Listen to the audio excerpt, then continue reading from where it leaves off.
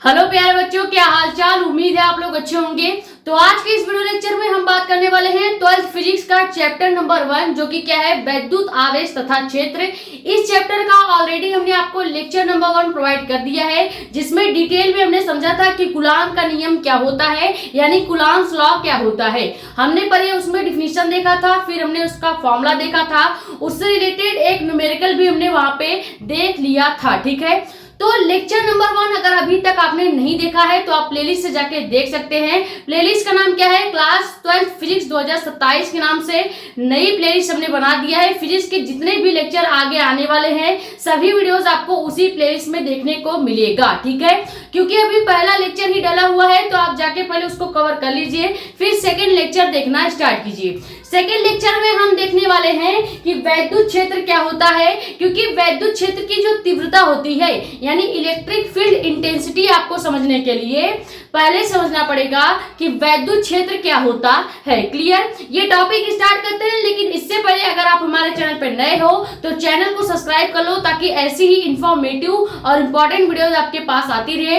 हम केवल फिजिक्स ही नहीं पढ़ाते बल्कि केमिस्ट्री भी आपको प्रोवाइड करते हैं। ठीक है, तो फिजिक्स और केमिस्ट्री आसानी लैंग्वेज में, आसान भाषा में सीखना हो तो इस चैनल से जुड़ सकते हैं। ठीक है, ज्यादा से ज्यादा वीडियो कर दे शेयर, ताकि और भी लोग जुड़ जाएं। बाकी अपने कमेंट से डाउट आप यहाँ यूट्यूब पे भी पूछ सकते हो, या हमारा इंस्टाग्राम आईडी भी है मेडिको स्पेस साक्षी मिश्रा के नाम से, वहां पे भी अपने डाउट्स पूछ सकते हैं। ठीक है, वैद्युत क्षेत्र की जो तीव्रता होती है यानी इलेक्ट्रिक फील्ड इंटेंसिटी जो होती है, उसको समझने के लिए पहले आपको समझना पड़ेगा कि वैद्युत क्षेत्र क्या होता है। ठीक है, वैद्युत क्षेत्र होता क्या है ये हमने डिफिनीशन लिख रखा है, लेकिन अभी आपको डिफिनीशन फोकस नहीं करना है, क्योंकि पहले हम डायग्राम से समझेंगे कि आखिर इलेक्ट्रिक फील्ड होता क्या है। ठीक है, जैसे हम यहाँ पे ले लेते हैं कोई एक आवेश। ठीक है, मान लीजिए ये कोई हमने पॉइंट ले लिया, कोई एक बिंदु ले लिया है।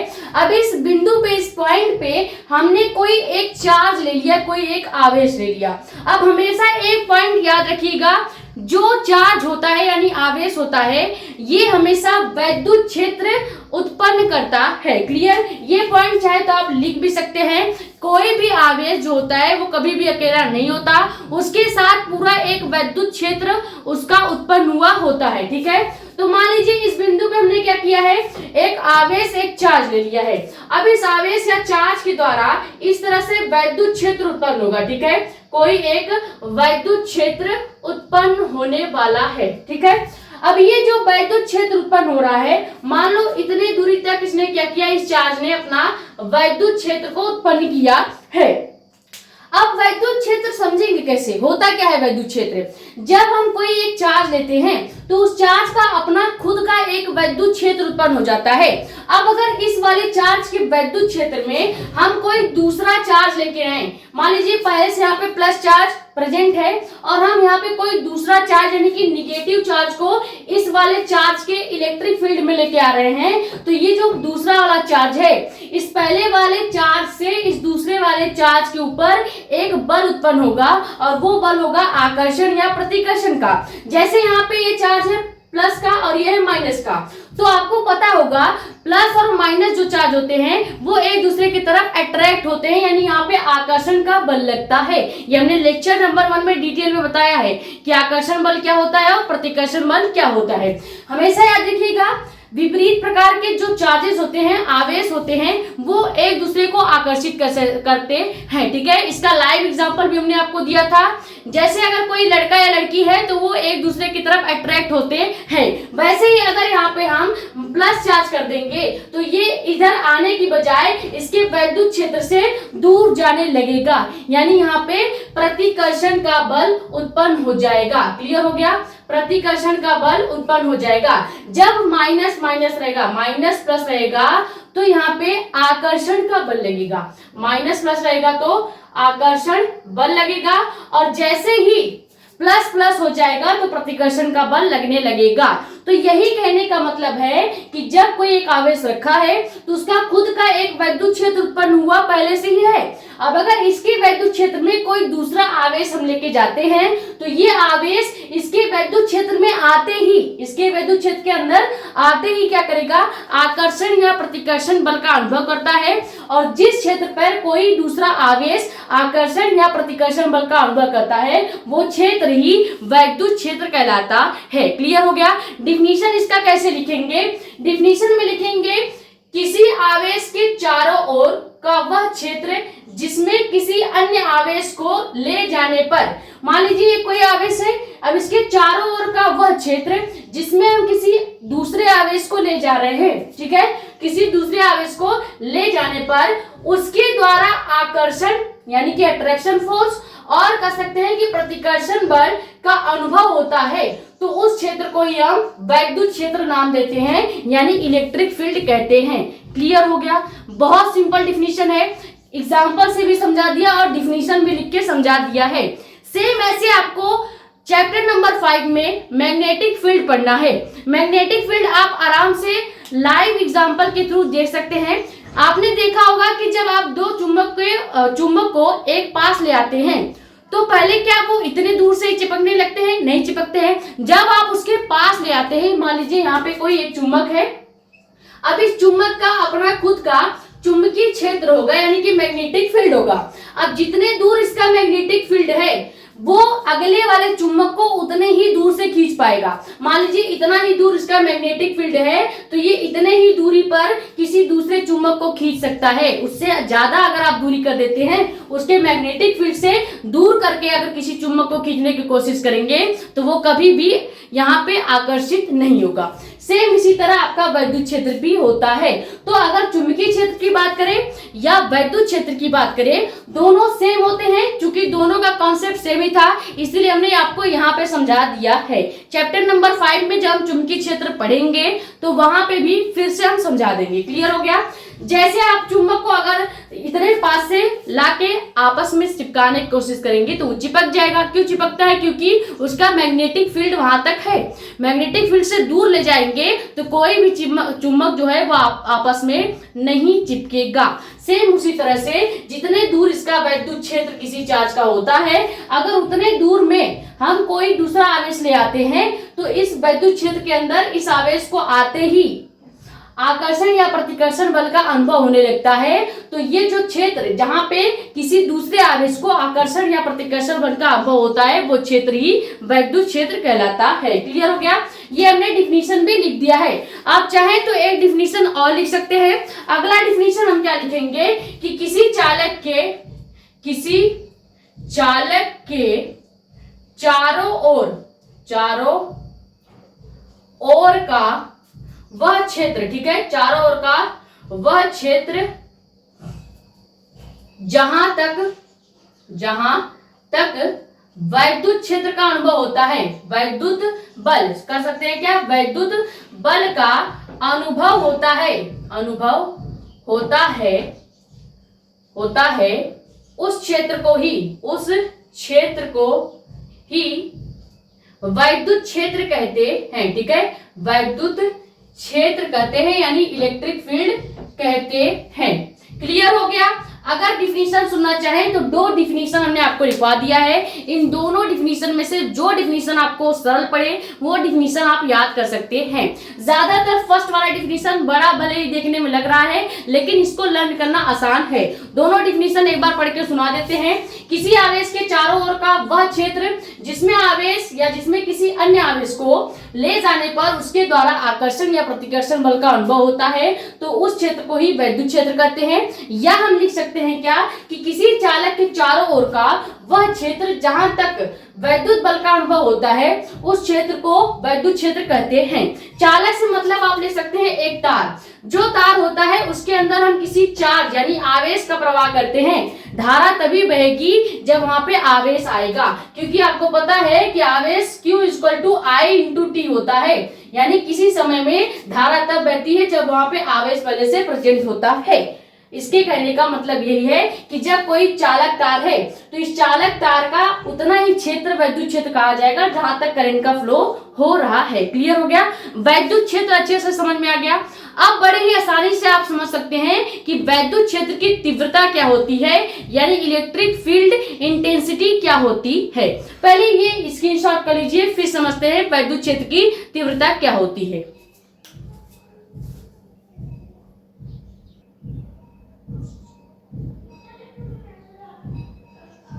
अब समझते हैं कि वैद्युत क्षेत्र की तीव्रता क्या होती है, यानी कि इलेक्ट्रिक फील्ड इंटेंसिटी क्या होती है।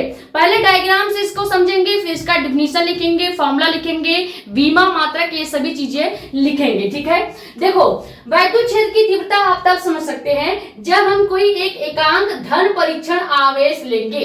एकांक धन परीक्षण आवेश क्या होता है? अगर आप प्लस क्यू लिखने के बाद नीचे नॉट लगा देते हैं, यानी जीरो लिख देते हैं। अगर फिजिक्स में किसी भी राशि के नीचे जीरो लिखा है तो इसको हम पढ़ेंगे नॉट। ठीक है, जैसे अगर प्लस क्यू के नीचे नॉट लिखा है तो इस पूरे सिंबल को हम बोलते हैं क्या? धन परीक्षण आवेश। अभी आपको लिखवा दिया जाएगा जब हम फॉर्मूला क्रिएट करेंगे। ठीक है, अब जब हम कोई धन परीक्षण आवेश लेते हैं, अभी हमने बताया कोई भी आवेश होगा तो उसके पास अपना खुद का इलेक्ट्रिक फील्ड होगा। तो मान लीजिए ये जो धन परीक्षण आवेश है इसका खुद का एक वैद्युत क्षेत्र है। ठीक है, तो धन परीक्षण आवेश पर, ये जो धन परीक्षण आवेश हमने माना है, इस पर लगने वाला जो बल की, इस पे लगने वाली जो बल की तीव्रता होती है, उस बल की तीव्रता को ही वैद्युत क्षेत्र की तीव्रता कहते हैं। बहुत सिंपल डिफिनीशन हो जाएगा।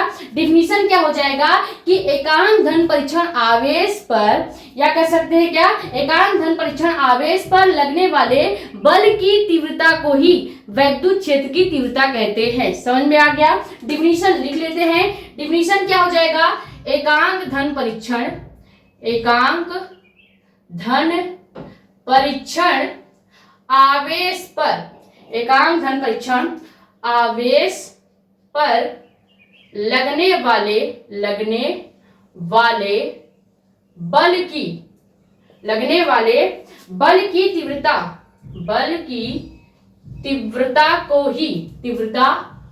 ही वैद्युत क्षेत्र की तीव्रता कहते हैं। वैद्युत क्षेत्र की तीव्रता कहते हैं। ठीक है, तीव्रता कहते हैं। बहुत ही सिंपल डिफिनीशन हो गया। हमने कुछ नहीं किया है, डिफिनीशन के अकॉर्डिंग ही हमने कोई एक पॉइंट पे धन परीक्षण आवेश यानी कि प्लस क्यू नॉट चार्ज ले लिया। अब इस प्लस क्यू नॉट चार्ज पे इस वैद्युत क्षेत्र के कारण जो बल उत्पन्न हो रहा है, उस बल द्वारा एक तीव्रता हो रही है, एक तीव्रता जनरेट हो रही है। तो इस बल की जो तीव्रता होगी, इंटेंसिटी होगी फोर्स की, उसी को हम क्या कहते हैं? वैद्युत क्षेत्र की तीव्रता कहते हैं। क्लियर हो गया?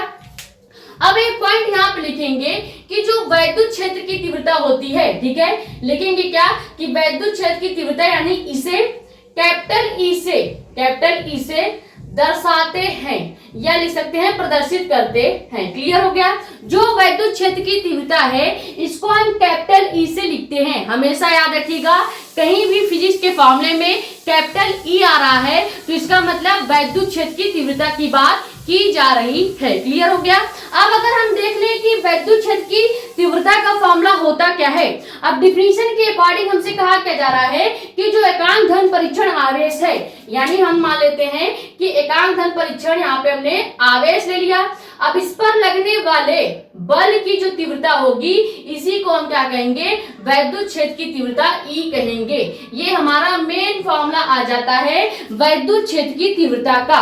फॉर्मूला समझ में आ गया? डिफिनीशन से ही फॉर्मूला बनाते हैं। कैसे बनाएंगे? डिफिनीशन में कह रहा है कि सबसे पहले एकांक धन परीक्षण आवेश है, तो हमने एकांक धन परीक्षण आवेश ले लिया। उसके बाद कह रहा है कि इस पर लगने वाले बल, जो इसमें बल लग रहा है, इस बल की तीव्रता को ही हम वैद्युत क्षेत्र की तीव्रता कहते हैं। क्लियर हो गया? फॉर्मूला क्लियर हो गया? अब फॉर्मूला में जो सिंबल है उसका मान हम लिख लेते हैं।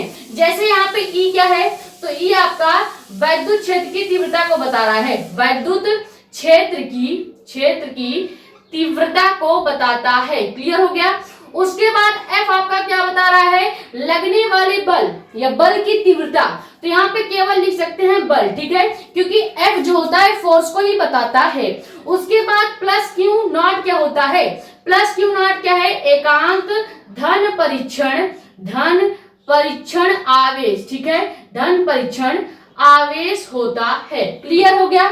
तो ये हमने समझ लिया क्या कि वैद्युत क्षेत्र की तीव्रता क्या होती है, उसका फॉर्मूला क्या होगा, और उसके फॉर्मूले में जो सिंबल दिए हैं उन सिंबल का मतलब क्या होता है। कहीं भी कैपिटल ई दिखेगा तो वैद्युत क्षेत्र की तीव्रता को पढ़ेंगे, कहीं भी एफ दिख रहा है तो हम बल पढ़ेंगे, और कहीं भी आपको प्लस क्यू नॉट दिखेगा तो इसको एकांक धन परीक्षण आवेश पढ़ेंगे। क्लियर हो गया। अब हम कुछ बेसिक चीजें इसके बारे में देखेंगे, जैसे कि हम सबसे पहले क्या देखेंगे कि जो आपका वैद्युत क्षेत्र की तीव्रता ई होता है, इसका मात्रक क्या होगा, इसका बीमा क्या होता है, इसकी राशि क्या होती है। पहले आप इन सभी चीजों का स्क्रीनशॉट कर लीजिए, फिर हम बाकी की चीजें समझते हैं।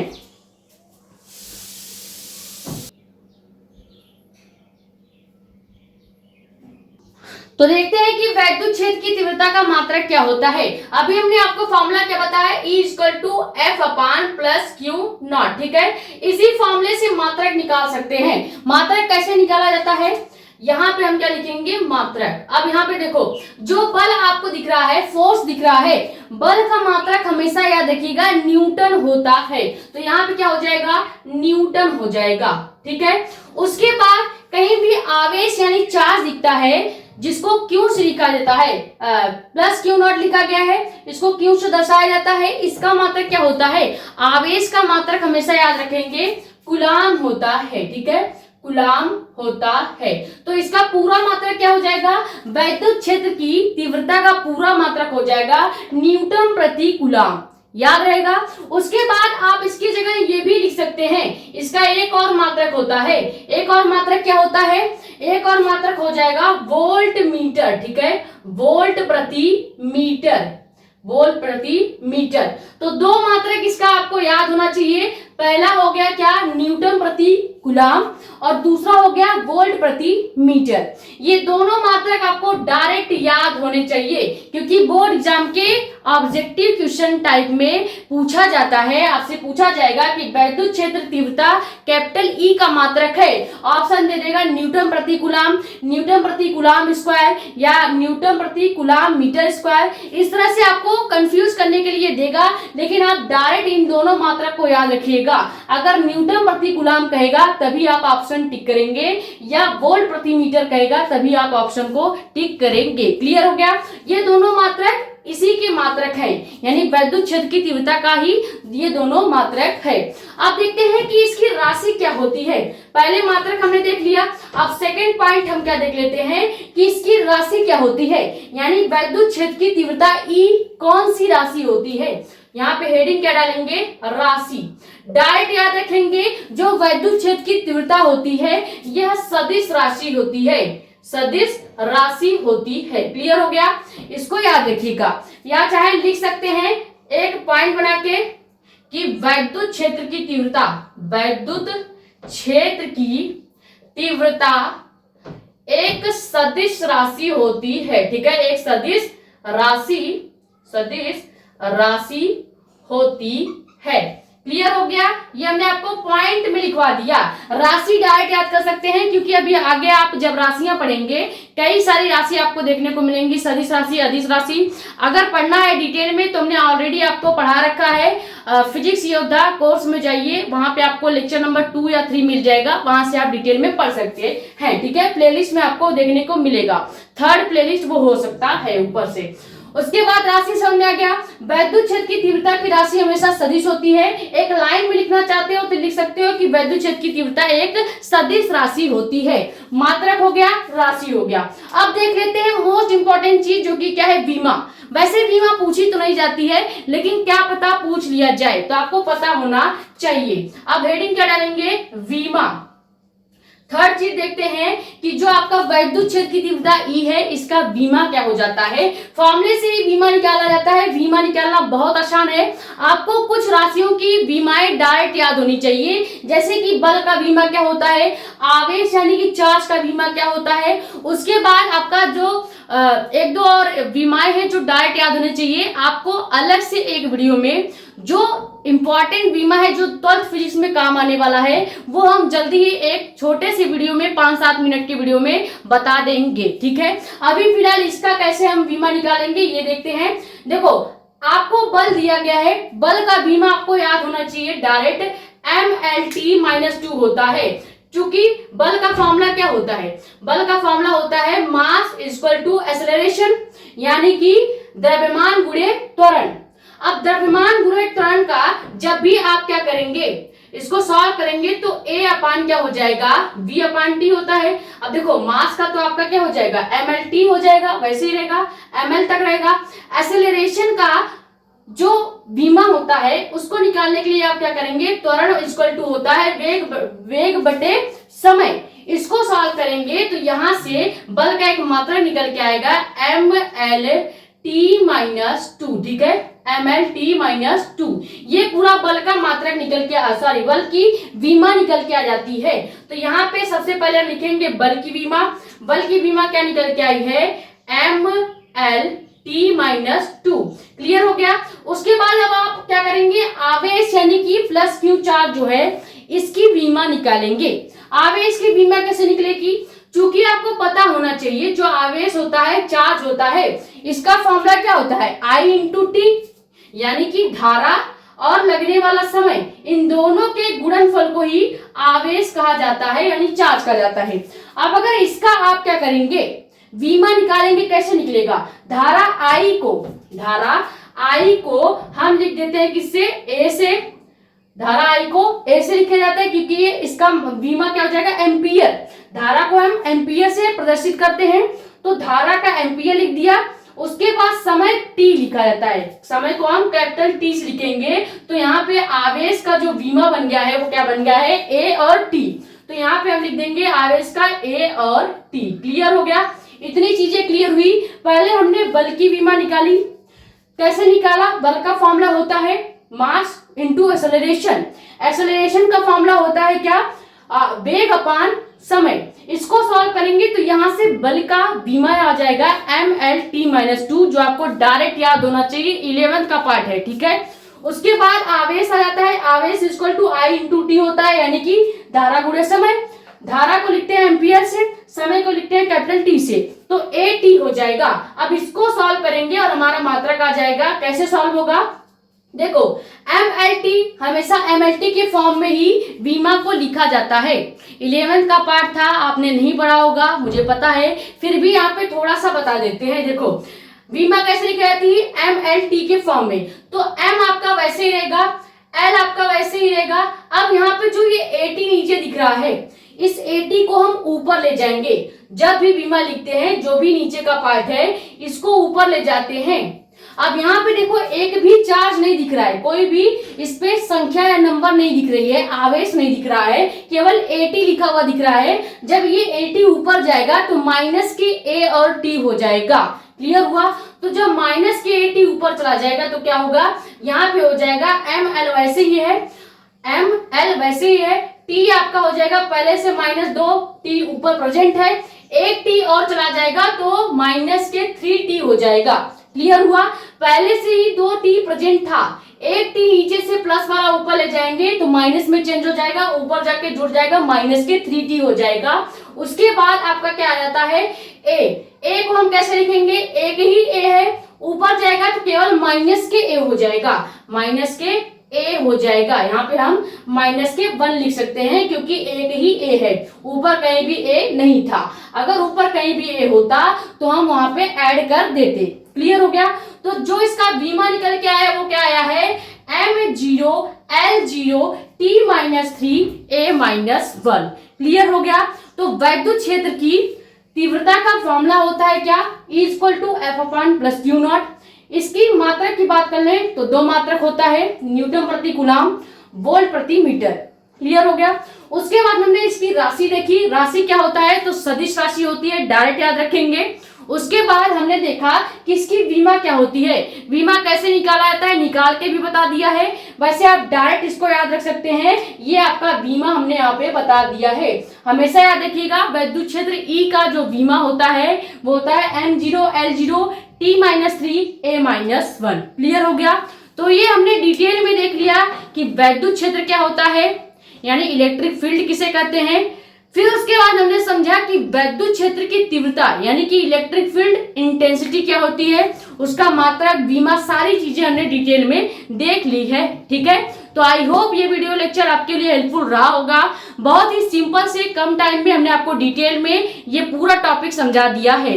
बोर्ड एग्जाम में इसका क्वेश्चन कैसे पूछा जाता है, आपसे पूछा जाएगा कि वैद्युत क्षेत्र किसे कहते हैं, इसका मात्रक, बीमा और इसकी राशि बताइए। 3 नंबर का ये क्वेश्चन बोर्ड एग्जाम में पूछा जाता है और हर बार पूछा जाता है। क्लियर, तो इसको आराम से तैयार कर लीजिएगा, बहुत ही आसान लैंग्वेज में हमने आपको बता दिया है।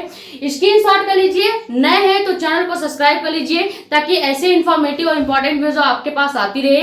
ज्यादा से ज्यादा वीडियो कर दे शेयर ताकि और भी लोग जुड़ जाएं। बाकी अपने कमेंट से डाउट आप यहाँ भी पूछ सकते हो या हमारा इंस्टाग्राम ID भी है मेडिको एस्पिरेंट साक्षी मिश्रा के नाम से, वहां पे भी अपने डाउट्स पूछ सकते हैं। ठीक है, कल के वीडियो लेक्चर में हम पढ़ने वाले हैं केमिस्ट्री के चैप्टर नंबर 5 का हम लेंगे लेक्चर नंबर 4, जिसमें डिटेल में समझेंगे कि वर्नर सिद्धांत क्या होता है। क्योंकि पहले हमने पढ़ा VBT के बाद हम आपको पढ़ाते हैं वर्नर सिद्धांत और उसके बाद पढ़ते हैं क्रिस्टल क्षेत्र सिद्धांत। तो सेकंड वाला सिद्धांत पढ़ेंगे जो कि क्या है, वर्नर सिद्धांत। तो कल के वीडियो में जुड़ जाइएगा, डिटेल में समझेंगे कि वर्नर सिद्धांत क्या होता है। ये स्क्रीनशॉट कर लीजिए, मिलते हैं नेक्स्ट वीडियो में। Thank you so much.